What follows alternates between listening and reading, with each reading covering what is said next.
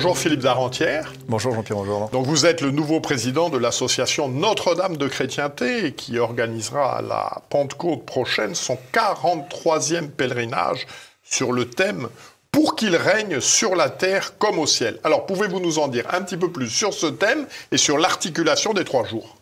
Eh bien, très volontiers, ce thème est évidemment un thème très important dans l'histoire même de notre pèlerinage qui vise à faire rayonner la royauté sociale de notre Seigneur. Et nous allons donc décliner cet enseignement du samedi au lundi en rappelant d'abord les principes de base d'une civilisation chrétienne. Ce sera le samedi, nous sommes sous le patronage de Saint Pie X et nous essayerons d'illustrer sa devise « Instaurare omnia in Christo ».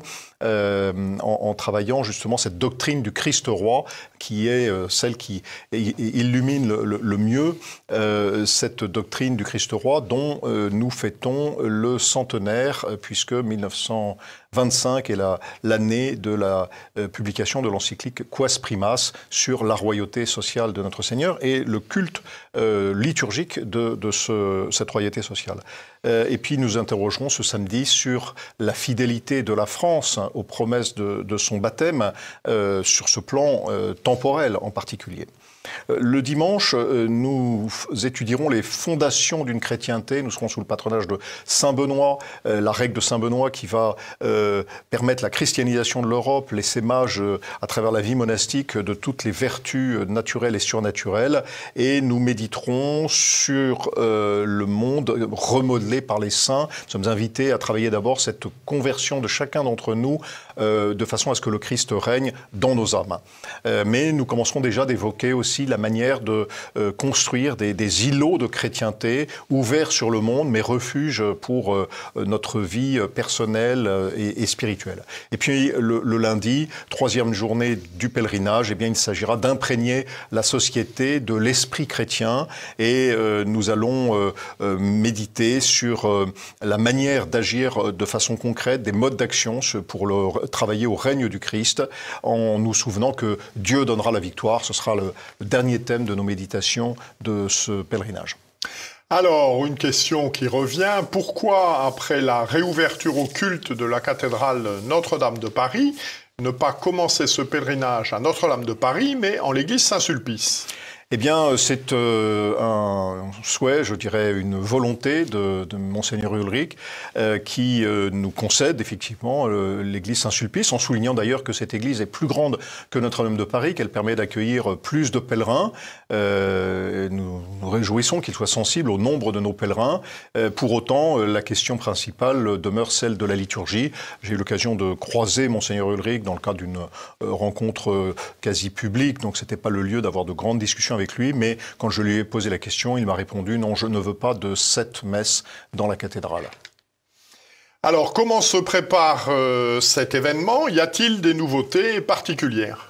Oui, plusieurs nouveautés. Depuis l'année dernière, nous avons inauguré 2 routes le samedi, ou plus exactement une seule route, mais 2 colonnes, une qui part tôt le matin et une qui part un peu après, donc sur le même itinéraire. Mais surtout, la nouveauté, c'est que nous aurons 3 bivouacs le samedi. Un bivouac pour les adultes, un bivouac pour les enfants, les familles, un bivouac pour les pastoureaux. Et donc, nous créons les conditions dans lesquelles nous allons pouvoir accueillir un plus grand nombre de pèlerins.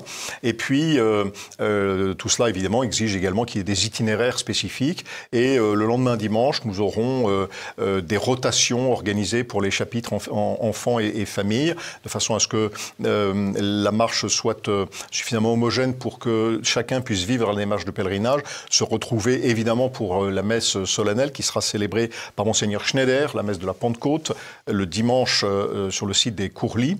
Et puis, le lendemain, également, des itinéraires adultes et des rotations pour les enfants-familles, de façon à ce que tout le monde puisse se retrouver à Chartres pour la messe de clôture du pèlerinage.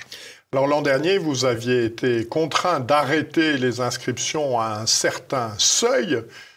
Où sera le seuil cette année ? Le seuil est celui qui est fixé par nos capacités d'élongation de la colonne. Et donc, en travaillant avec les modèles que je vous ai énoncés, on essaye évidemment de pouvoir accueillir le plus grand nombre de pèlerins sur l'itinéraire, mais malgré tout, nous devons faire en sorte que eh bien, les derniers partis arrivent forcément avant la nuit. Ça, c'est la limite qui nous est fixée par les autorités. On ne peut pas faire marcher de nuit. Et donc, nous sommes tenus, effectivement, de garantir des conditions de sécurité aux pèlerins. C'est ce qui, forcément, limite pour le moment nos capacités d'accueil. Elles sont sans doute, malgré tout, avec des marges de progression, notamment pour les chapitres famille, pour les chapitres pastoraux. Il y a encore des marges de progression pour l'accueil des pèlerins. Alors cette année, évidemment, les gens attendent un chiffre et ils disent allez, on peut accueillir 16, 17, 18, 19 000. Oh, écoutez, les 18 000 ont été atteints l'année dernière, donc de toute façon, on ne fera pas moins que ces 18 000. On travaille effectivement à accueillir plus de pèlerins que l'année dernière. Il est encore un peu tôt pour vous dire exactement à quelle hauteur nous allons pouvoir augmenter nos effectifs. Alors, autre sujet qui revient dans les discussions, les conditions d'arrivée à Chartres. Où aura lieu la messe ? Eh bien, j'ai eu l'occasion de rencontrer Monseigneur Christori à la fin du mois de janvier. Il m'a fait un accueil tout à fait chaleureux, me faisant visiter les bâtiments de l'évêché, enfin les bâtiments où se trouvent les services de l'évêché. Et spontanément, il a abordé lui-même la question de notre messe de clôture, en considérant que cette messe serait naturellement dans la cathédrale de Chartres. Voilà, Monseigneur Christori nous accueille encore cette année dans la cathédrale de Chartres pour la messe de clôture. C'est lui-même d'ailleurs qui donnera l'homélie de cette messe qui sera célébrée par notre aumônier général, l'abbé de Massia. Et non seulement Monseigneur Christori nous accueille dans sa cathédrale, mais il est important de souligner que cette année est une année jubilaire pour la cathédrale de Chartres. Ce sont les 1000 ans de la crypte de la cathédrale, donc le premier édifice sacré sur lequel la cathédrale a été construite.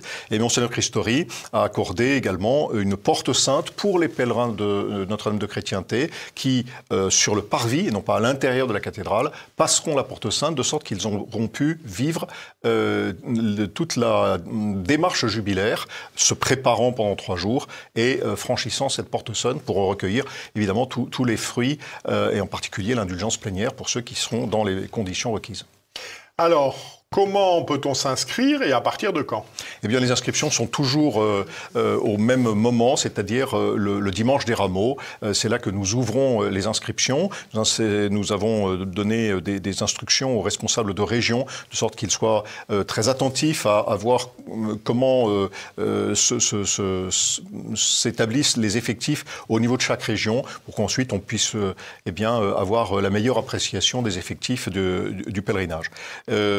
Je pense que ce sera de toute façon un très beau et très grand pèlerinage, non seulement pour la gloire de notre Seigneur, avec cette messe solennelle célébrée le dimanche de Pentecôte par Monseigneur Schneider, bien sûr pour la démarche jubilaire à laquelle nous nous associons à la cathédrale de Chartres, et aussi parce que c'est le 350e anniversaire des apparitions du Sacré-Cœur de Jésus à Paray-le-Monial. Nous allons également solenniser particulièrement ce jubilé par la consécration du pèlerinage et la consécration de l'association Notre-Dame de Chrétienté au Sacré-Cœur de Jésus. Merci beaucoup. Eh bien, nous vous souhaitons un très bon pèlerinage.